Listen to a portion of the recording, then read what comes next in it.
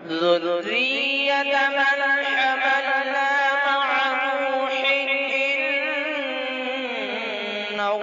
كان عبدا شكورا۔ السلام علیکم ورحمۃ اللہ وبرکاتہ۔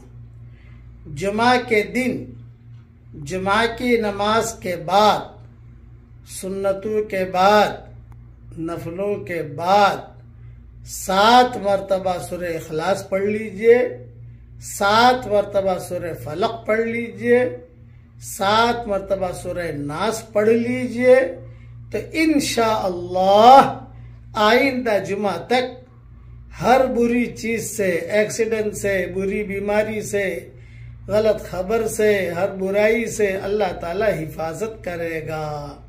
یہ مضمون ابن السنی میں موجود ہے۔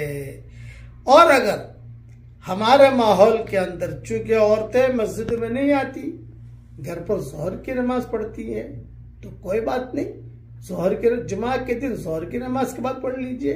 کوئی مسافر ہے، اس نے جمعہ کی نماز نہیں پڑھی اور ظہر کی نماز پڑھی، تو ظہر کی نماز کے بعد پڑھ لے۔ فوراً نہیں پڑھ سکتے تو عصر تک پڑھ لیجئے، عصر تک نہیں پڑھ سکتے تو جمعہ کے دن سورج کے غروب ہونے تک پڑھ لیجئے آپ، بس اس کا ٹائم یہ ہے، سورج غروب ہو گیا وہ ٹائم گیا۔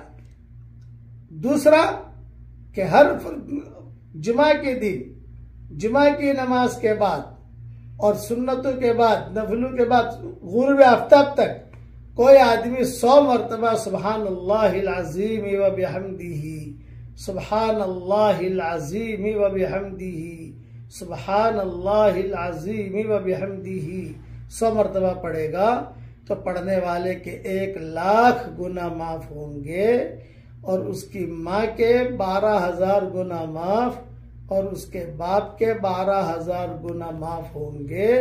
یہ مضمون بھی ابن السنی میں موجود ہے۔ اللہ تعالی ہم سب سے راضی ہو جائے، آمین۔